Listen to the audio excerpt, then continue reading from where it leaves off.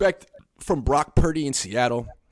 It's a big test for him. I mean, not a lot of Niner quarterbacks have won up there. He's got an injury. He's got a left oblique rib thing. It's a short week. This is a big challenge for him. On the other hand, Seattle is a little overrated. What are you expecting?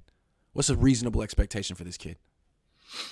150 quarterback rating, three TDs, 40 yards. I wouldn't say it's gonna be the Jimmy G level.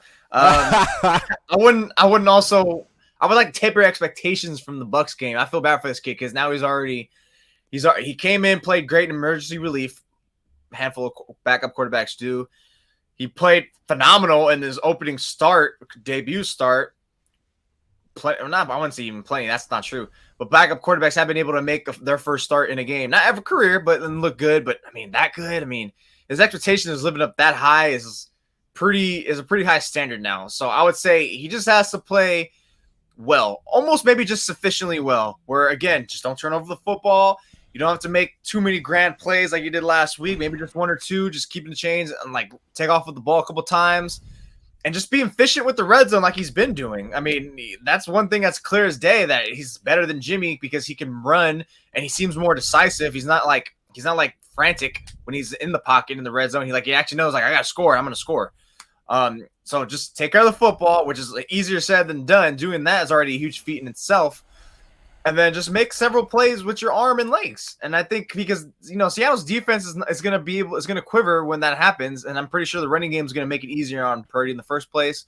So just do that. You don't have to be Tampa Bay level. Just be like half of that, and I think you will find yourself with the offense scoring 20+ points and a good spot to winning the game. He got a lot of credit last week. He was great last week. He made some beautiful throws.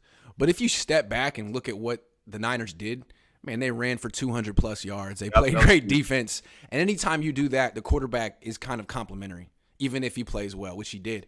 So that's all. He needs to be a complimentary guy.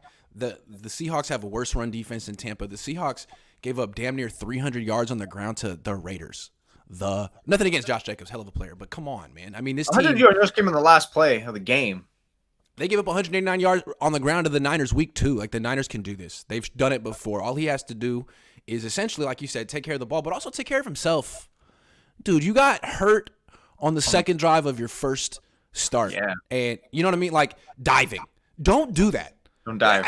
We love it. I'm sure, you're trying to endear yourself to your teammates and your coaches, and maybe they want you to do that, but don't. This whole season comes down to you staying healthy.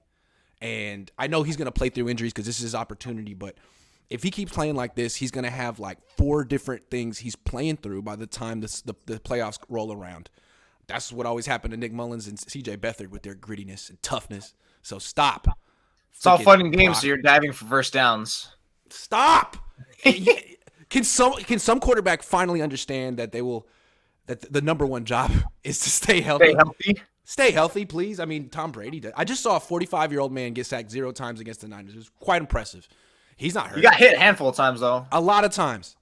But he didn't, he's not getting hit running to the sideline by a linebacker running full speed like Dre Greenlaw. Another thing about Dre Greenlaw, we're not talking about him right now, but the reason I compare him to Patrick Willis, when Patrick Willis was in his prime and an offense tried to get to the edge, like with a running back or a jet sweep, it was like, man, you're just going to get ear-holed by Patrick Willis really hard. You're not going to turn the corner. You're not going to try that play again. He's going to chase you down, and that's what Greenlaw does right now. It's a lot of fun. It's like, oh, you're trying to get to the edge against the Niners. Okay, here comes Dre.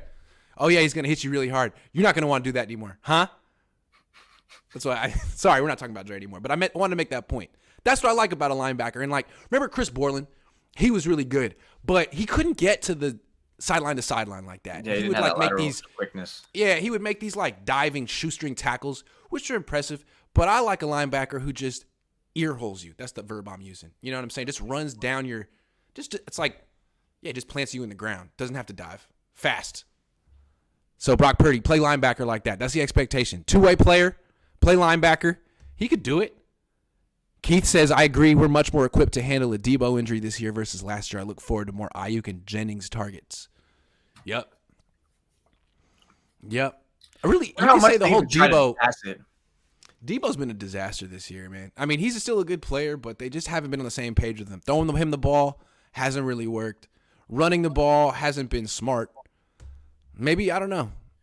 I mean, I guess that's what happens when you're not locked in the whole year. I mean, you missed the whole offseason. He missed the whole offseason. You know, you're worried about your contract and you're trying to pick up your focus very last minute in the training camp. I mean, I know it's not last minute. He had almost a month, but still, that's pretty late.